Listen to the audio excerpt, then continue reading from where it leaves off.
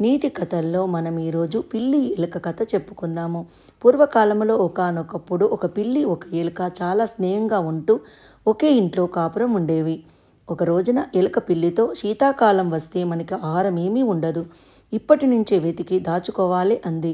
అవునవును, నడు బయలుదేరదాం అని పిల్లి అనగానే అవి రెండు ఆహారం వెతకడం కోసం బయలుదేరాయి. చాలా దూరం వెళ్ళగా ఒక వెన్న డబ్బా కనబడింది. ఓహోహో, ఈ వెన్న శీతాకాలంలో ఉపయోగించడానికి మా భలేగా తీయగా ఉంటుంది అంది పిల్లి. అవును సుమా, కానీ ఎక్కడ దాచుదాం అంది ఎలుక. ఆ కాలువ పక్కనే ఉండే చెట్టు తొర్రలో అని సలహా ఇచ్చింది పిల్లి. అది మంచి చోటే, చెట్టు తొర్రలో వెన్న డబ్బా ఉంటుందని ఎవరనుకుంటారు? నువ్వు చాలా తెలివైన దానివి సుమా అంది ఎలుక. ఇద్దరు స్నేహితులు కొంతకాలం సుఖంగా గడిపారు. కాని పిల్లికి ఎప్పుడు ఆ వెన్న మీదే ఉండేది ఆలోచనంతా. ఆహా, ఎంత తెయ్యగా ఉంటుందో, ఒక చిన్న ముక్క తింటే ఎలా ఉంటుందో ఒక్క పిసరు అనుకుంటూ ఉండేది. ఇదే ఆలోచిస్తూ ఇక ఉండలేకపోయింది. ఎలుక దగ్గరికి వెళ్ళి, నా చెల్లెలు ఒకదానికి ఈ రోజున పెండ్లంట, నాకు పిలుపు వచ్చింది, నేను వెళ్తే నువ్వు ఇల్లు చూస్తూ ఉంటావా అని అడిగింది పిల్లి. ఎలుక సరే అంది. పిల్లి వెళ్ళిపోయింది. కాని పిల్లి చెప్పినదంతా శుద్ధ అబద్ధం, అంతా కల్పించి చెప్పింది. తిన్నగా చెట్టు తొర్ర దగ్గరికి వెళ్ళి వెన్న తినడం మొదలుపెట్టింది. తిని తిని పైభాగం కొంత అయ్యే వరకు తినేసింది.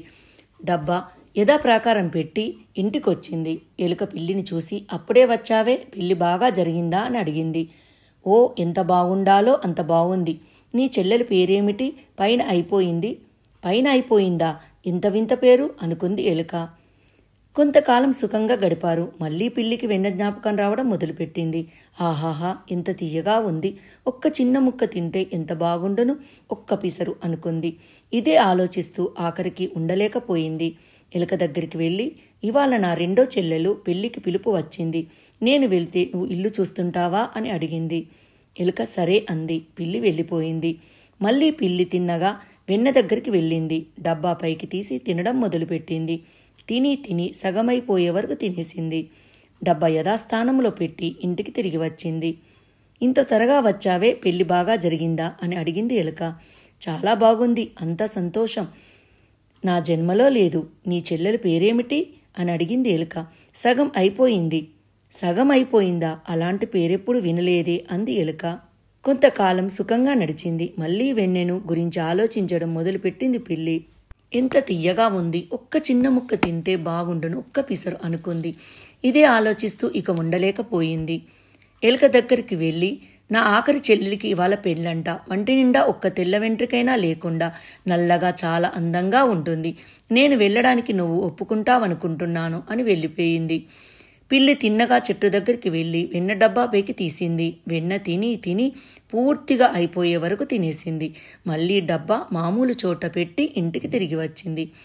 అప్పుడే వచ్చేశావే, పెళ్లి బాగా జరిగిందా అంది ఎలుక. ఆహా, మాకు కావలసినంత తినడానికి తాగడానికి దొరికింది. నీ చెల్లెల పేరేమిటి? అంతా అయిపోయింది.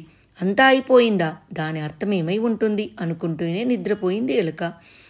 ఆఖరికి శీతాకాలం వచ్చింది. ఇంట్లో తినడానికి ఏమీ లేదు. అప్పుడు ఎలుకకు వెన్న డబ్బా జ్ఞాపకం వచ్చింది.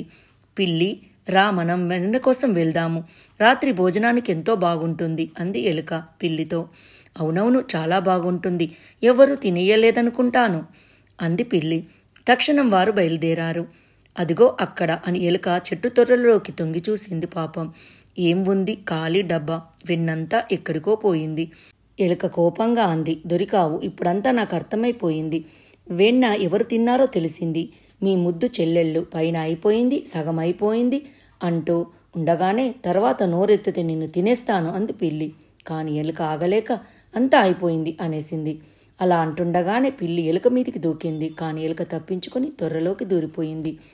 పిల్లి కూడా దూరదామని ప్రయత్నం చేసింది. కాని తొర్ర చాలా చిన్నది అవడం వల్ల పిల్లి పట్టలేదు. అప్పటి నుంచి ఎలుక పిల్లిని నమ్మడం మానేసి ఇక దాంతో స్నేహం చెయ్యలేదట. దీనితో మనం తెలుసుకోవలసిన నీతి ఏమిటంటే, మిత్రద్రోహం చేసిన వారితో మనం ఎప్పుడూ స్నేహం చేయకూడదు. అలాగే మనం నమ్మిన మిత్రునికి ఎప్పుడూ మిత్రద్రోహం చేయకూడదు.